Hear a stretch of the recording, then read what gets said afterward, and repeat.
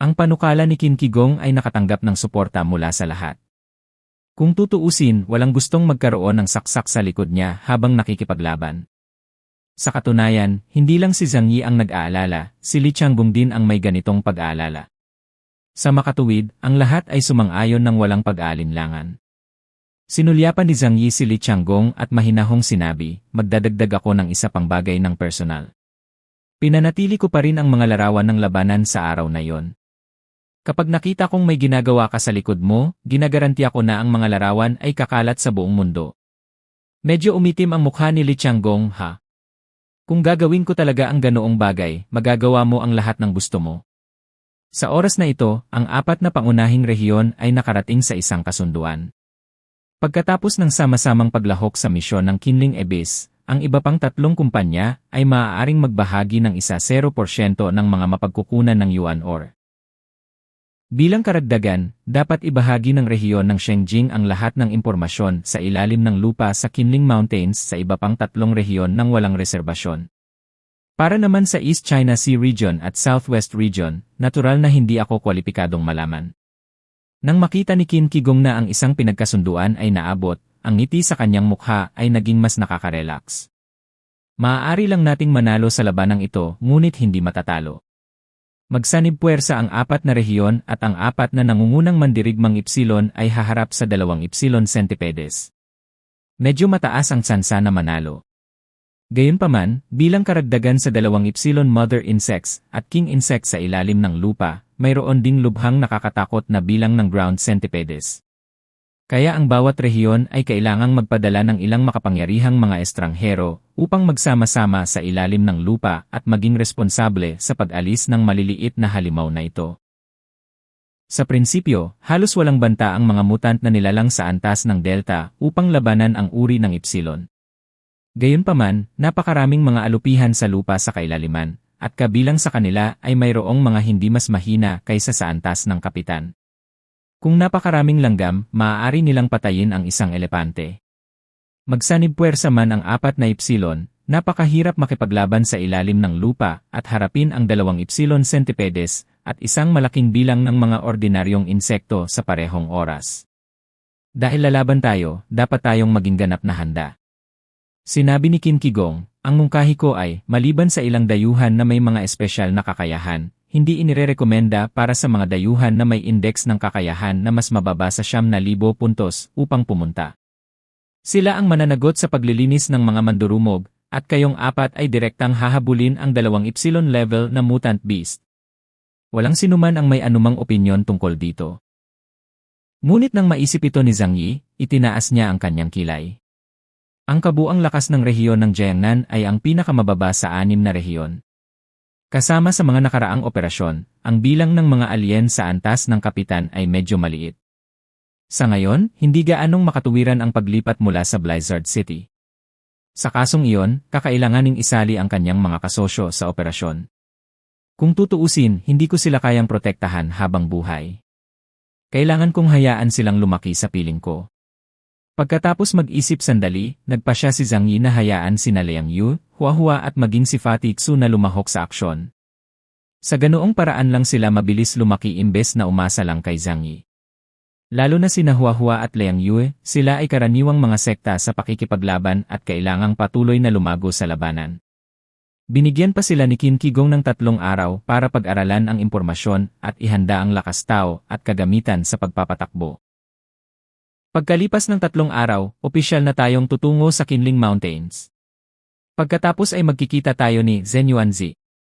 Sabi ni Qin Kigong. Sumang-ayon ang lahat, ngunit hindi gaanong kumain ng pagkain, kaya sunod-sunod silang umalis sa mesa at bumalik upang maghanda para sa susunod na misyon.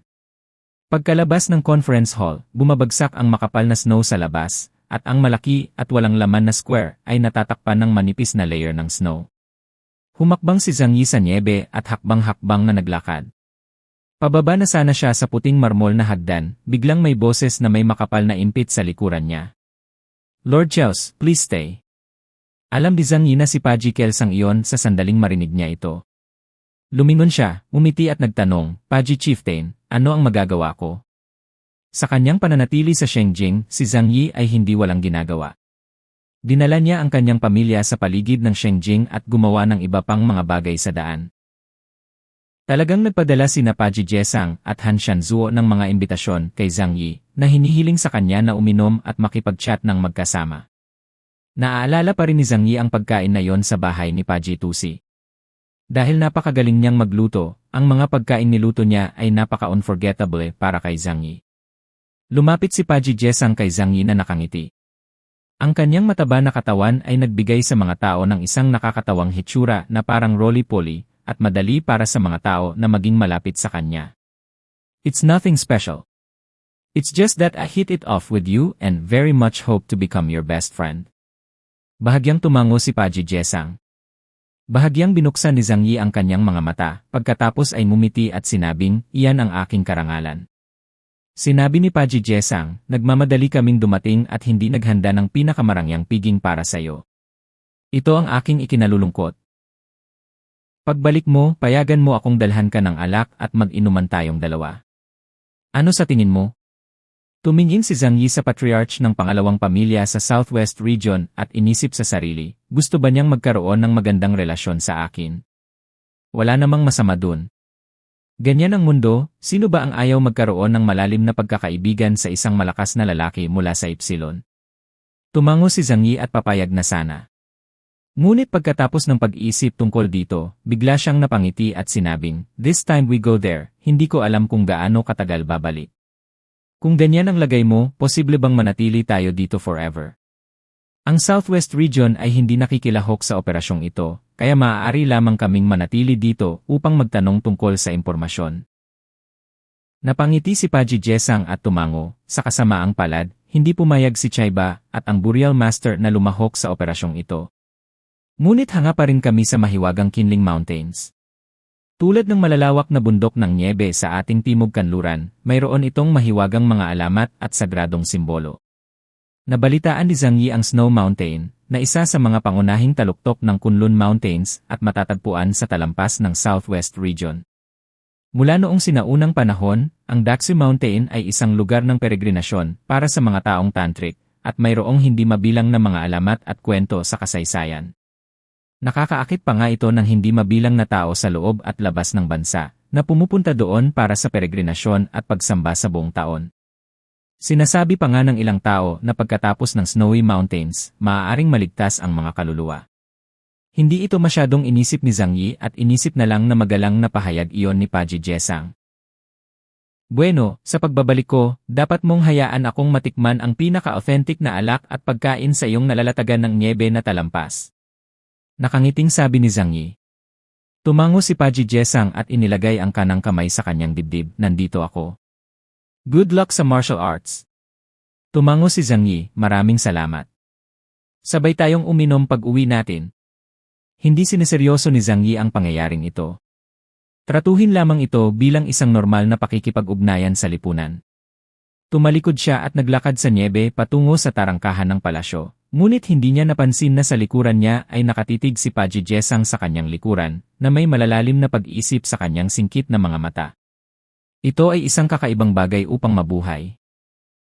Pagkabalik ni Zhang Yi, agad niyang tinawag ang lahat at ipinaalam na pupunta sila sa Qinling Abyss sa loob ng 3 araw upang tugisin ang mga alupihan na nakagambala sa pagmimina. Ang bagay na ito ay hindi lihim. Alam ito ng mga pangunahing tao, sina Deng Shentong at Yang Xingxin. Hindi nagpaalam si Zhang Yi sa iba upang maiwasan ang pagtagas ng balita, ngunit alam ito ng lahat. Para naman kay Lukeran, iba't ibang props ang inihanda ng maaga para sa operasyong ito. Halimbawa, mga kagamitan sa pag-ilaw, mga night vision device, mga kawit, mga jet flying device, nakakompress na oxygen, at B. Tinignan ni Zhang Yi ang lahat at nagsimulang magtalaga ng mga gawain sa lahat. Ako at ang 3 iba pang Ipsilon ang may pananagutan sa pangangaso ng mga hayop na mutant sa antas ng Ipsilon. Sa inyo, ang mga hindi mandirigma ay nananatili sa shadow space ng Jingwei. Tita Zhu, Xia, Kier, Keran, Xingxin, hindi mo na kailangang magpakita. Huahua, Len Yu, Uncle Yu at Fatty ay mag-aaway. Deng Shentong, humingi na lang kayo ng suporta sa Blizzard City. Wala na silang masyadong makakalaban ngayon. Kahit ilang tao ang padalhan nila, makakabawi lang sila. May plano na si Zhang Yi sa kanyang isipan, at napakalinaw nang ipahayag niya ito sa oras na ito.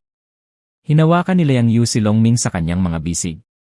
Nang marinig niya na maaari na siyang lumabas para makipaglaban, biglang naging matalim ang kanyang mga mata, at ang buong katawan niya ay naglabas ng excitement na sabik niyang subukan. Mula nang matanggap ang Alien Origin at Source Elves na ibinigay ni Zhang Yi, ang kanyang mga kakayahan ay lubos na napabuti, at ang kanyang kasalukuyang lakas ay hindi na katulad ng dati. Siya rin ay sabik na umaasa na makilahok sa labanan at matulungan si Zhang Yi. Ngumiti si Uncle Yu, ipinakita ang malalaking ngipin, at naikuyom ng malakas ang kanyang mga kamao. Great, hinihintay ko ang araw na ay. Si Fatixu lang ang mahinang nagtaas ng kamay at nag-aalalang tumingin, Boss, sa lakas ko, hindi kita pipigilan sa nakaraan, tama. Sumulyap si Zhang Yi sa kanya, ang iyong kasalukuyang lakas ay nasa antas ng isang piling miyembro ng pangkat ng pagsisiyasat. Itigil ang pagpapakita sa akin. Ngunit ang mga tao ay natatakot. Mukhang malungkot si Fatixu. Nakakatawa lang ang inisip ni Zhang Yi, okay lang. Kung maranasan mo pa ito ng ilang beses, hindi ka na matatakot. Pero sobrang delikado sa ilalim ng lupa. Paano kung may aksidente? Ngumiti si Zhang Yi at nagsabi, madali itong pangasiwaan. Sa kabilang buhay, mag-ingat. Sa sobrang takot ni Fatixu ay tinakpan niya ang kanyang mukha at umiyak ng malakas, ayoko. Masyadong tamad si Zhang Yi para pansinin siya. Masyadong duwag ang damn fat guy na ito. Kinailangan siyang payagang pumunta sa larangan ng digmaan para sa karagdagang pagsasanay. Kung hindi, gaano man kataas ang superpower index sa hinaharap, magiging inutil pa rin siyang tao kung hindi siya maglakas loob na kumilos. Hindi siya magiging malambot ang puso kay Fatixu. Walang ipinanganak para lumaban, kasama si Zhang Yi.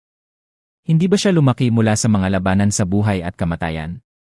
Isa pa, may plano si Zhang Yi. Kung nakikitungo lang tayo sa mga ordinaryong pulutong ng insekto, kung gayon kasama sina Huahua at Liang Yu dito, hindi magiging problema ang pagprotekta sa iba. Kung bakit si Fatixu ay hiniling na sundan siya, ito ay dahil ang kanyang kakayahan ay lubhang kapaki-pakinabang sa pagharap sa mga pulutong ng mga insekto. Ang mga alupihan sa lupa ay nabubuhay sa ilalim ng lupa sa buong taon. Sa katunayan, hindi sila cold-tolerant species. Ang kakayahan ni Fatixu, Flowing Snow, ay hindi masyadong nakamamatay, ngunit nakakamit nito ang napakagandang field control effect. Lalo na sa mga malalaking operasyon, maaari itong gumawa ng mga kababalaghan. Pagkatapos bumaba sa kalaliman, hayaan siyang gamitin ang kanyang kakayahan upang maimpluwensyahan ang alupihan sa lupa na maaaring magbigay sa atin ng isang kalamangan. Ang iba ay walang pagtutol sa pagsasaayos ni Zhang Yi. Bilang pinuno ng operasyong ito, ang distrito ng Shengjing ay napakahusay na naghahanda at nagbibigay ng medyo kumpletong impormasyon. Kasabay ng katotohanan na 4 na ipsilon ang nakikilahok sa aksyon sa parehong oras, nagbibigay ito sa mga tao ng sobrang solidong pakiramdam. Hindi kalabisan na sabihin na ang naturang koponan ay maaari na ngayong walisin ang karamihan sa mga bansa sa mundo. Agad na namahagi si Zhang Yi ng kagamitan sa lahat upang hayaan silang umangkop ng maaga. Sa lahat ng mga tao, si Fatixu lamang ang palaging nag-aalala at nag-aalala. Hindi siya pinansin ni Zhang Yi at hinayaan siyang ayusin ang sarili. Ngunit hindi nagtagal, biglang nagkusa si Fatixu na hanapin si Zhang Yi. Sa oras na ito, puno ng kabayanihan ang kanyang mukha, na parabang nagbago na siya. Boss! Don't worry this time, gagawin ko ng maayos ang mga aksyon ni Qinling. Kung mayroon kang mas makapangyarihang armas, bigyan mo ako ng ilan. Aba, at ang mga potion na yon, pakibigyan mo pa ako ng 2 bote. Tiningnan ni Zhang Yi ang hindi pamilyar na mukha ni Fatixu at nagtanong ng kakaiba, nainom ka na ba ng sobra? Sumimangot si Fatixu na hindi nasisiyahan at sinabing, Boss, tingnan mo ang sinabi mo. Ako, si Xu Chunli, ay isang lalaki. Hindi ba natural sa akin na pumunta sa larangan ng digmaan at gumawa ng mga karapat-dapat na gawa? Actually, hindi mo na kailangang sabihin sa akin, matagal na kitang gustong makasama. Tinitigan ni Zhang Yi ang kanyang mukha. Pagkaraan ng ilang saglit na pag-iisip, may biglang pumasok na ideya sa kanyang isipan. Pwede ba pupunta rin si Miss Li? Dahil sa sinabi ni Zhang Yi, biglang nagbago ang ekspresyon ni Fatixu. Hoy hoy! Namula talaga siya. Alam mo, walang maraming bagay sa mundong ito ang nakakapagpablush sa mga taong grasa, maliban sa opposite sex. She told me just now that she was assigned to the action team this time, so sasama siya sa team. Boss, you have to help me this time. Hayaan mo akong takutin siya minsan, baka maging tayo. You should understand, right? Sa mga ganitong panahon na delikado, medyo mahina ang puso ng mga babae at naghahangad na may magpoprotekta sa kanya. At ako, si Xu Chunli, ang lalaking iyon. Malakas na sinampal ni Fatih Xu ang kanyang dibdib. As long as we get married this time, ibabalik ko talaga siya sa Shenjing. Hehe, pagdating ng panahon, makikilala ka ng anak natin bilang ninong niya, paano na? Si Fatih Xu ay ngumiti ng nakakatuwang, at tila naisip sa kanyang isipan ang isang masayang kinabukasan kung saan silang dalawa ay magkakaroon ng mga inapo, nakaupo sa mga tumba-tumba at dahan-dahang tumatanda. Habang nagsasalita siya, ang laway ay nagsimulang dumaloy mula sa sulok ng kanyang bibig nang hindi namamalayan. Natauhan si Fatih Xu at sinipsip pabalik ang kanyang laway na may sip-sip na tunog. Nabaluktot ang ekspresyon sa mukha ni Zhang Yi, at tahimik siyang umatras ng 7 hakbang. You're thinking too far ahead. Natatakot ka lang na hindi matuloy ang mga bagay-bagay sa plano. Si Zhang Yi ay tumingin sa kanya sa gilid, na may bakas ng hindi malinaw na kahulugan sa kanyang mga mata, at ang ngiti sa gilid ng kanyang bibig ay puno rin ng panunukso. Ang katotohanan na si Liang Yang ay lumalapit sa kanya ay labis na kahina-hinala, at ang isang nerd na tulad ni Fatih Xu na hindi pa nai-inlove ang madaling malinlang. May ilang bagay lang na hindi ihahayag ni Zhang Yi sa ngayon. Gusto niyang makita kung ano ang gagawin ni Liang Yang. Pero gusto ko ang mga taong may pangarap. Tinulungan kita dito. Si Zhang Yi ay napakabukas palad na nagbigay kay Fatih Xu ng maraming armas. Matapos siyang sanay ni Uncle Yu, ang physical fitness ni Fatih Xu ay lubos na napabuti. Ang pagdadala ng mga sandata na ito para lumaban ay hindi isang malaking problema. Hindi niya inaasahang papatayin niya ang kalaban. Mabuting matuto munang protektahan ang sarili. Si Fatih Xu ay humawak ng isang tumpok ng mga sandata at umalis na may matinding espiritu.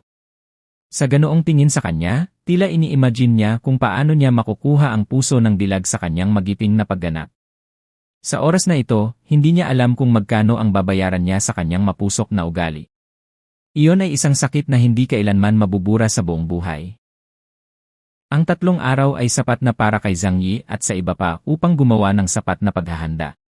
Bagamat hindi binalak ni Zhang Yi na hayaan ang Blizzard City na magpadala ng mga tao para sa reinforcements, hindi niya palalampasin ang pagkakataong ito na mahanap si Zhu Zeng. Pagkatapos ng lahat, kapag natapos na ang misyon ng Qinling, direktang makukuha ng Blizzard City ang mga mapagkukunan ng Banqingyuan Mine. Kaya nakipag-ugnayan pa rin si Zhang Yi kay Zhu Zeng at humingi ng maraming supply mula sa kanya para maramdaman niyang balanse ang kanyang puso. Siyempre walang pagtutol si Zhu Zeng. Para kay Zhang Yi, hindi malaki ang agwat ng enerhiya, ngunit ang milyon-milyong tao ng Blizzard City ay lubhang nangangailangan ng mga bagong mapagkukunan ng enerhiya upang mabuhay. Sa makatuwid, ang pagpapalitan ng mga interes sa pagitan ng dalawa ay walang problema at mabilis na natapos. Lumipas ang 3 araw sa isang iglap. Nagtipon ang mga kinatawan mula sa 6 na rehiyon, at hindi umalis ang mga kinatawan mula sa East China Sea Region at Southwest Region. Bagamat hindi sila nakilahok sa operasyong ito, nais pa rin nilang manatili at mangalap ng ilang impormasyon. Pagkatapos ng lahat, ang mahiwagang lugar sa ilalim ng Qinling Mountains ay naglalaman ng malalaking lihim na sabik nilang matutunan. Ang 6 na rehiyong kalahok sa operasyon ay nagtipon din ng malaking bilang ng malalakas na lalaki sa itaas ng antas ng kapitan. Sa hilagang kanlurang rehiyon, pinangunahan ni Gao Chen, Li Changgong ang koponan. Mga nasasakupan. Diyos ng digmaan sa langit, Cheng Lanlan, Power Index 7,700 puntos.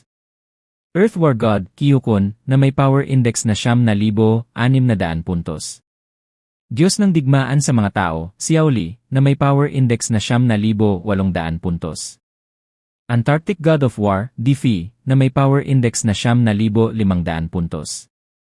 Arctic God of War, Chen Jiahao, na may Power Index na 7,700 puntos. Sa Northeast Region, pinangunahan ni Luya Han Shanzuo ang koponan. Mga nasasakupan. Fox Ferry, Hu Mengfang, na may Power Index na 7,800 puntos. Huangxian, Zhao Changhai, na may Power Index na 7,600 puntos. White Immortal, Wei Shufen, Power Index 500 puntos. Liu Xian, Song Yushu, na may Power Index na 5,700 puntos. Grey Fairy, Wen Dongxu, na may Power Index na 5,500 puntos. Jiangnan Region, Chaos, Zhang Yi ang namumuno sa team. Erlang Xianxing Zhenjun, Deng Shentong, na may Power Index na 5,500 puntos. Walang opisyal na pangalan ng code, Liang Yu, Power Index 5,500 puntos. Walang opisyal na pangalan ng code, Su Chunli, Power Index 6,800 puntos. Walang opisyal na pangalan ng code, Ikaw Jiguang, Power Index 7,100 puntos. Chaos Battle Pet, Huahua, na may Power Index na 5,800 puntos. Ang iba ay nagtatago sa shadow space ni Jingwei. Ang bagay na ito ay isang sikreto at ang iba ay hindi alam ito sa ngayon. Ang mga tropa mula sa 3 pangunahing rehiyon ay natipon, at para sa rehiyon ng Shengjing, sila ay pinamumunuan ni Zhong Yu, ang garrison envoy ng Wuyugu, Zhen Yuanzi. Si Zhong Yu ay nagbabantay malapit sa Qinling Mountains para maiwasan ang Earth Centipede na magkagulo, kaya hindi siya nagpakita sa Shengjing. Gayunpaman, nang lumitaw ang Alien Task Force ni Shengjing, pinabilis pa rin ng mga dayuhan mula sa ibang mga rehiyon ang kanilang mga puso. Dahil sa ilalim ng pamumuno ni Sitigarbha, Xiang Daawen, isang grupo ng mga estranghero sa antas ng kapitan na may kahangahangang momentum ang lumitaw sa kanilang harapan. Ang mga taong ito ay nakasuot ng uniforme ng labanan ng Dragon Crying Guards, at bawat isa sa kanila ay gumaganap ng isang natatanging papel sa anumang iba pang lugar. 17 tao, lahat ng 17 tao ay mga figure sa antas ng kapitan. Tinitigan sila ni Zhang Yi, medyo naging solemn ang kanyang mga mata. Huminga ng malamig na hangin si Deng Shentong at nagpakita ng walang magawang ngiti sa kanyang mukha. Sa 17 taong ito, karamihan sa kanila ay hindi mas mahina kaysa sa kanya o mas malakas pa kaysa sa kanya. Hindi ko inaasahan na siya ay maituturing na numero 1 tao sa Jiangnan Region. Ngunit kung siya ay ilalagay sa Shengjing, natatakot ako na hindi man lang siya maranggo sa top 20. Sa lugar ng Shengjing, may 30 o 40 tao sa ilalim ng Ipsilon. Ang espesyal na puwersa na direktang nasa ilalim ng jurisdiksyon ng Xiang Daawen ay tinatawag na 36 Tiangang. Bawat isa sa mga taong ito ay isang malakas na tao na may power index na 5,000. At sa pagkakataong ito, wala pang kalahati ang ipinadala nila. Sabi ni Deng Shentong kay Zhang Yi at sa iba pa. Natahimik si Zhang Yi. Gaya ng inaasahan sa distrito ng Shengjing, pagkatapos makuha ang mga mapagkukunan sa ilalim ng lupa sa Qinling Mountains, mayroon silang sapat na kakayahan upang linangin ang isang malaking bilang ng malalakas na lalaki. Sa mga taong ito, maaaring may bagong Ipsilon na ipinanganak sa malapit na hinaharap. Tulad ng inaasahan sa unang distrito, napabuntong hininga si Zhang Yi na may damdamin. Nang dumating sa eksena ang 36 na tiangang, hindi lamang si Zhang Yi at ang iba pa, kundi pati na rin ang mga tao sa hilagang kanluran at hilagang silangan ng mga rehiyon ay naramdaman ang napakalaking mapang-aping puwersa. Ang distrito ng Shengjing ay hindi kailangang magpakitang gila sa kanila, ngunit ang simpleng paraan na ito ay nagpapatunay sa kanilang lakas. Ang mga mata ni Fa Tixu ay naghahanap sa 36 na tiangang. At nakita niya si Liang Yang na nakasuot ng dark blue combat uniform sa isang sulyak. Hindi tulad ng iba, ang mga damit ni Liang Yang ay bahagyang naiiba sa estilo. Bagamat kabilang din siya sa Longming Guards, hindi siya miyembro ng 36 Tiangang. Ang Shengjing ay hindi nagkukulang sa pangkatang relasyon, at ang mga dayuhan ay mayroon ding sariling mga kampo. Si Qin Qigong ay isa lamang kinatawan na figura na magkasamang inihalal ng lahat ng puwersa. Ang code name ni Liang Yang ay Bluebird, at nagmula siya sa isang pamilya na malapit sa pamilya Deng, kaya siya ang naging gabay ni Zhang Yi at ng iba pa. Matapos maramdaman ang titig ni Fa Tixu, tumingin sa gilid si Liang Yang, at sa pamamagitan ng transparent na maskara, binigyan niya si Fa Tixu ng isang mainit na ngiti na nagpabilis ng tibok ng puso ni Fa Tixu. Natural, hindi ito makataka sa mga mata ni Zhang Yi, at may kakaibang tingin sa pagitan ng kanyang mga kilay. May alam na siya tungkol sa espesyal na pagkakakilanlan ni Liang Yang, kaya hindi niya ito pinigilan na makipag-ugnayan kay Fa Tixu. Ngunit kung ano ang kasunod na pag-unlad ay ganap na nakasalalay sa kalooban ng Diyos. Parehong dumating sa eksena sina Qin Qigong at Xiang Daawen. Bago umalis, ginawa ang pangwakas na mobilisasyon. Sinabi ni Qin Qigong sa lahat, kapag pumunta kayo sa pagkakataong ito, makikipagkita muna kayo sa pangkat ng mga tanod ng bayan na pinamumunuan ni Zhen Yuanzi. Ang operasyong ito ay pinamumunuan ni Zhen Yuanzi. Sana ay makikipagtulungan kayo sa kanya at mapuksa ang underground infestation sa lalong madaling panahon. Centipede Clan. Maganda kung ang Yuan Mine ay maaaring magpatuloy sa pagmimina sa lalong madaling panahon at gumawa ng mga natitirang kontribusyon sa kaunlaran ng Huaxu Country. Pinaalalahanan na ni Qin Qigong ang lahat ng mga salitang ito at walang tumutol. Kung ihahambing sa kanila, si Yuanzi, na nagbabantay sa Wuyu Valley, ay may mas mahusay na pag-unawa sa pangkat ng Earth Centipede at sa sitwasyon sa ilalim ng kalaliman. Tungkol sa operasyong ito, medyo relaxed ang mentality ng lahat. Sa napakalaking puwersa, halos walang gawain na hindi matatapos. Upang ilagay ito 10,000 hakbang pabalik, kahit na ang problema ng Earth Centipede ay hindi madaling malutas, walang malaking casualty. Pagkatapos ng mobilisasyon, si Zhang Yi at iba pa ay sumakay sa eroplano, at ang Fu-37 transport plane ay lumipad mula sa paliparan at lumipad patungo sa Qinling area. Si Han Shanzuo ay isang taong walang pakialam. Kahit saan siya magpunta, laging may dugo ang uwak na nakatayo sa kanyang balikat, nakitang-kita. Pagkasakay sa eroplano, lumapit siya para hanapin si Zhang Yi. "Bata, mag-usap tayo." Tumingin si Zhang Yi kay Han Shanzuo, umiti at sinabing, "Okay, may gusto ka bang ituro sa akin?" Ngumiti si Han Shanzuo, "Hehe. It's nothing serious. Just want to ask you for a favor." Ipinahayag ni Han Shanzuo ang kanyang intensyon kay Zhang Yi. Umaasa siyang madadala siya ni Zhang Yi kung kinakailangan. Pagkatapos ng lahat, ang labanan na ito ay nasa isang kalaliman sa ilalim ng lupa. Kung may panganib na mangyari, napakahirap makatakas. Ngunit hindi ito isang malaking problema para kay Zhang Yi, na ang kakayahang makapagligtas ng buhay ay nauuna. Tumango si Zhang Yi, "Madaling sabihin yan. Kakampi tayo at dapat tayong tumulong sa isa't isa." Tumango si Han Shanzuo ng may kasiyahan. Ang kanyang malaking mukha ay patas at malinis, na may kalat-kalat na bigote sa sulok ng kanyang bibig. Mukha siyang tigre, na may karaniwang hitsura para sa mga lalaking Northeastern. "Just like your character. Don't worry, kuya, hindi mo hahayaang mawala ng saysay ang tulong mo. Aalagaan natin ang isa't isa pagkatapos nating bumaba." Hinampas niya ang kanyang hita. "To tell you the truth, among them, I am the most optimistic about you. If you get into trouble down there, kuya, I will risk my life to keep you safe." 100 beses na inilibot ni Zhang Yi ang kanyang mga mata sa kanyang puso. "Kung mayroon kang ganoong kakayahan, bakit pumunta dito at hayaan mo akong tulungan kang makatakas? Madaling kausap, tulungan natin ang isa't isa." Alinsunod sa kodigo ng pag-ugali na huwag patulan ang nakangiting tao, binigyan pa rin ni Zhang Yi ng mukha si Han Shanzuo. Pinagkrus ni Han Shanzuo ang kanyang mga paa at umupo sa tabi ni Zhang Yi, may pinag-uusapan.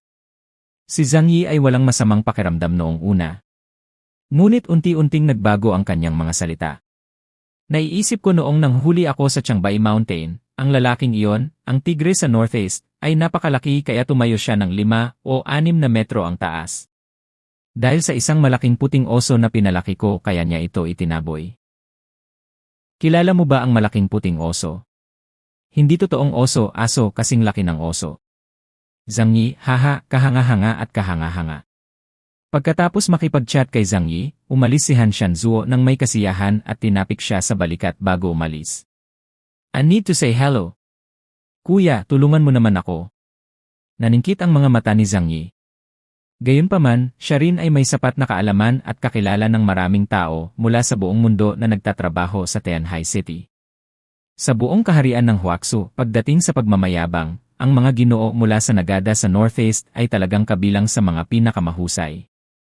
Siguro dahil sa sobrang lamig ng panahon at kulang sa mga outdoor activities, kaya dapat napakatalino ko sa aking mga salita. Ngumiti si Zhang Yi at umiling. Hindi niya gusto ang mga taong tulad ni Han Shanzuo. Sa kabaligtaran, noong nagtrabaho siya sa bodega, nakilala niya ang ilang mga kaibigan sa Northeastern, at medyo kawili-wiling makasama sila kapag nag-inuman kami at nag-uusap ng magkasama. May isang bagay, uminom man sila o hindi, sa sandaling lumabas ang paksa, nais nilang dalhin ito sa universo. Tungkol sa mga kakayahan ni Han Shanzuo, hindi pa rin alam ni Zhang Yi. Gayunpaman, sa paghusga mula sa kanyang pag-ugali at mga gawi, hinuhusgahan ni Zhang Yi na dapat siyang magkaroon ng medyo malakas na lakas ng suntukan.